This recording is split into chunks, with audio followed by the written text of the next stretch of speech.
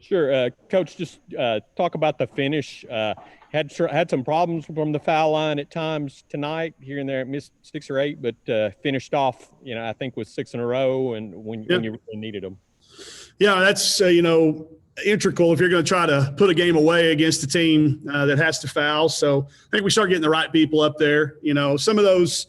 I'll take Amber Ramirez at the foul line. Got a lot of confidence in her up there toward the stretch and in the end. So. But a good way to finish it. I think we gave up the 3 there at the buzzer, but I didn't want our kids anywhere remotely near them to give them a chance at a 4-point play. So we knew they were going to come. You look at their second half, they hang 54 on us, but we knew that was coming. This is an explosive team.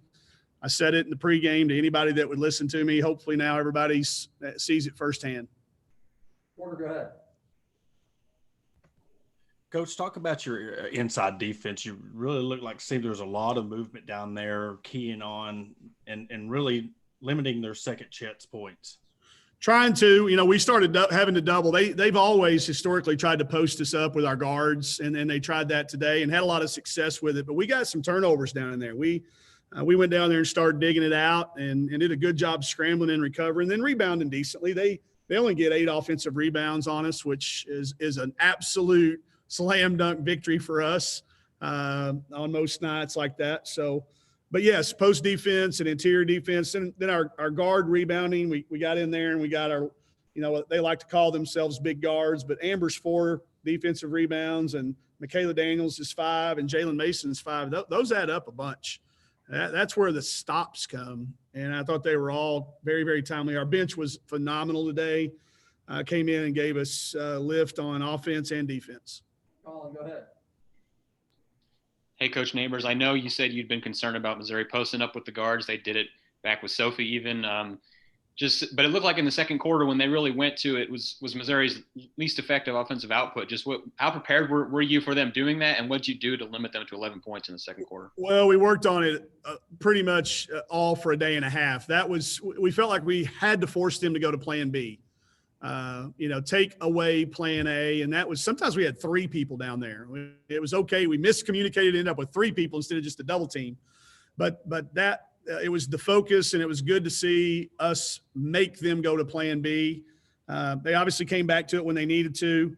But I will tell you this too. We got to the point where we were telling our kids, I didn't think there were enough possessions left if we would just give up 2s. So we were really guarding the arc. And I know we were up 8 or 10 or whatever, and they got it back to the final score is a 3-point game. But I think we did a really good job of managing possessions. We even slowed it down. Debbie, sorry you had to watch that. We actually, for the first time, you got Debbie Antonelli on here. We talk offense all the time. I told Michaela to walk it up twice tonight, and I think that's a new league record for us. But learning this game was crucial, y'all. You look, we're coming off a tough road game at Kentucky, and we got Tennessee and Texas A&M up next. 1-1 going into those 2 games is so much different than 0-2. So we had a little pressure on us, and you could sense it a little bit at first. We got down 8-0, but I purposely didn't call a timeout because I didn't want them to think we had panicked. I think if I'd have called the timeout at 8 minutes, I don't know what I would have said. I don't know what any of us would have said to them. It could have gone the other direction. Instead, because we got a lot of veterans, we let them play, and I think we finished the half on a really good run there. I don't know what it would mathematically work out to be, but felt like we got settled down, and that was big for the rest of the game. Natalie, go ahead. Coach, I saw before the game, you mentioned it yourself. You're talking up Missouri a lot, said they're definitely one to watch in the SEC. What do you think it said about their grit today? They were able to hold you guys close. Obviously, you guys have been able to get a little bit more games in this season, hold you guys close till the end. Yeah, no, I didn't expect anything less. They have earned our respect. We play them twice every year, so we watch them a lot. You end up watching them a lot. And I've watched every one of their preseason games, not for scouting, just because it was on. And I've just been so impressed with, and I was just said it to her in the hallway, just Asia Blackwell's maturity and how the newcomers have blended in with those 2 freshmen that had to carry them last year when they, were playing through the SEC and taking some lumps. They were this good. They just didn't know it yet. And Robin's done a great job of putting them in situations to be successful. I know how good this team is, and now I haven't even played them. I may have undersold them even a little bit. They are really, really good. And our league is really, really good. I mean, if this is the team that I think is going to look at it and at the end of the year is going to have either a bunch of wins or a bunch of games just like this, that they're battling every single person they play. Debbie, do you have anything? Okay, Colin, go ahead. Yeah, Mike, how much did LaDeja Williams getting her fourth foul there in the third quarter, I think, change the game and really open up the offensive glass for Taylor and for Aaron? This much, however wide I can get, that much. It's obviously she came in, made such an impact in the first 3 minutes of the game. And, I don't think it's any secret. Robin knows this. We always do try to go at a couple of people right off the bat, a couple of different ways. And this is now 4 games in a row we've been able to get one of their people in foul trouble. We picked her today because we had no answer for her. Not that we've ever been able to guard Asia that well either, but at least we can hang in there. We had no answer for Williams, and the fact that she got 2 was massive. And we know that. We know next time that may not be the case. We'll have to try somebody different. 2 more, we'll go Paul and then Porter.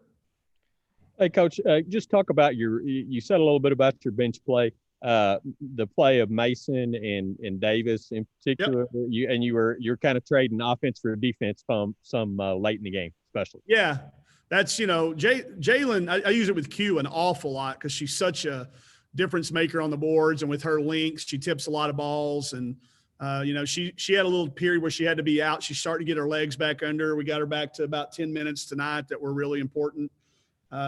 Jalen's minutes are just so vital because she plays 4 positions. There's just not many people in basketball that can comprehend playing 4 spots and know that in each one of those spots, her role is unique, and fathom that and compartmentalize it and then go out and do it. It asks an awful lot of her, but it is not something I would ask somebody to do that I didn't know was capable of doing it. But she gets 9 and 5 and 2 steals and 2 assists and only turns it over 1 time and probably wants to argue about that turnover because that's just the type of kid. She's that kid that makes 99 on tests and one's mad about the point she missed, That's who Jalen's been. But, those 8 kids have been a really good core for us.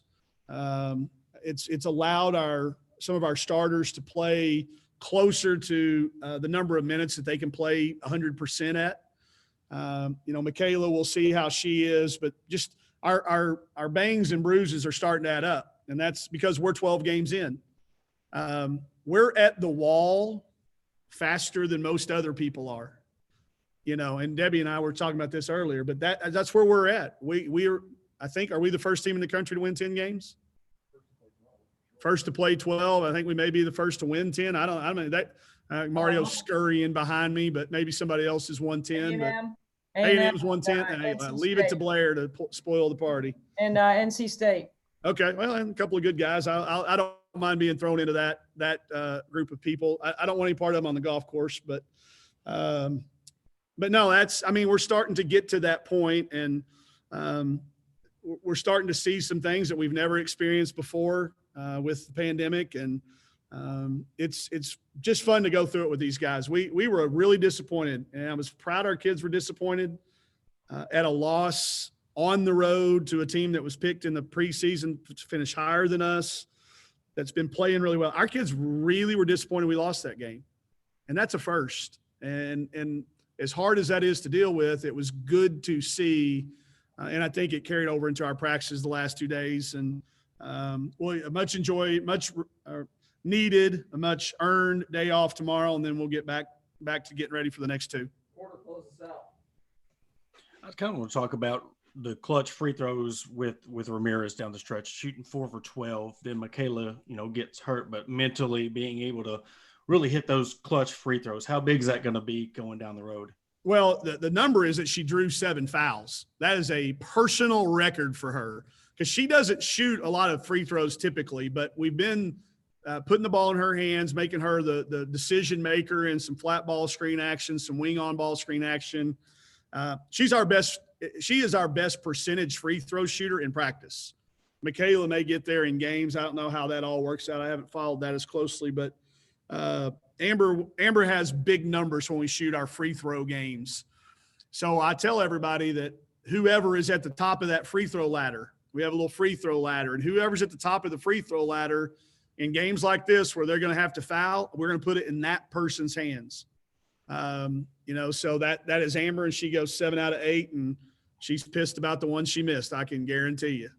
She'll be focused more on that than the 7 that she made. But, for us to get we had 65 combined 3-point attempts and free throw attempts, which is where we need to live in a game that was paced like this.